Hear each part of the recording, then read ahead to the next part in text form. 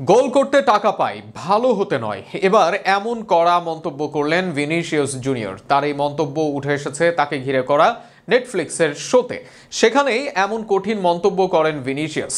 ভিনির মাঠের বাইরের কর্মকাণ্ড নিয়ে আছে অনেক আলোচনা সমালোচনা, তবে সেসবকে পাত্তায় যেন দিতে চান না তিনি, বরং তার সব মনোযোগ মাঠের ফুটবলে। ভিনির মন্তব্য ও তাকে ঘিরে করা শো, এসব নিয়ে বিস্তারিত থাকছে প্রতিবেদনে।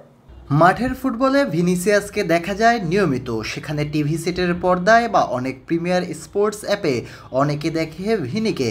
আবারও প্রিমিয়ার অ্যাপসে ফিরেছেন ভিনি, তবে এবার স্পোর্টস নয়, সিনেমা জগতের বিখ্যাত অ্যাপস নেটফ্লিক্সে আসছেন ভিনি।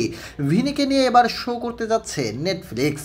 বাইলা ভিনি দেওয়া হয়েছে যে শো এর নাম, যেখানে তুলে ধরা হয়েছে ভিনির নানা গল্প, ভিনির শৈশব কৈশোর, ব্রাজিল থেকে রিয়ালে আসা, ট্রল থেকে সফলতার গল্প, সবকিছু নিয়েই এই শো। এর ফাঁকে আনা হয়েছে ভিনির সাক্ষাৎকার। এখনো মুক্তি পায়নি শোটি, আগামী 14 মে দর্শকদের জন্য উন্মুক্ত করা হবে বাইলা ভিনি।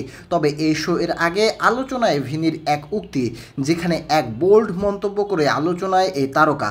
মাঠের বাইরে ভিনিকে নিয়ে আছে নানা মন্তব্য, বর্ণবাদ সহ নানা ইস্যুতে সরব ভিনি। অনেকে এটাকে প্রশংসা করলেও অনেকে এটাকে নেন সমালোচনা হিসাবে।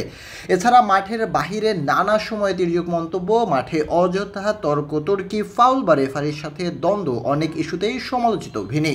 এমনকি তার দলের সমর্থকরাও চান তিনি যেন নিয়ন্ত্রণে রাখেন নিজেকে। তবে এইসব নিয়ে থোড়াই কেয়ার ভিনিকে, বরং এইসবের চেয়ে মাঠের ফুটবলকে প্রাধান্য দিতে চান তিনি। স্পষ্ট জানিয়ে দেন মাঠের ফুটবলের জন্যই আজকে এ অবস্থানে এসেছেন তিনি। সেখানে ভালো হওয়ার জন্য কেউ তাকে আলাদাভাবে কদর করবে না বা অর্থ দেবে না, বরং মাঠে পারফর্ম করলেই বেঁচে থাকার অর্থ পাবেন তিনি। সেখানে সাংবাদিকদের তিনি বলেন, আমি মাঠে ভালো হবার জন্য অর্থ পাই না, আমি অর্থ পাই গোল করার জন্য। এছাড়া নিজের আইডল ও বেড়ে ওঠার বড় তারকাদের নাম উল্লেখ করেন ভিনি, যেখানে তিনি ক্রিস্টিয়ানো রোনালদো ও বাস্কেটবল তারকা লেব্রন জেমস নিজের বড় হওয়ার আদর্শ মানেন। সব মিলিয়ে ট্রেলারেই উঠে এসেছে ভিনির এসব মন্তব্য, যা শো দেখার জন্য দর্শকদের আরও মুখে তুলবে।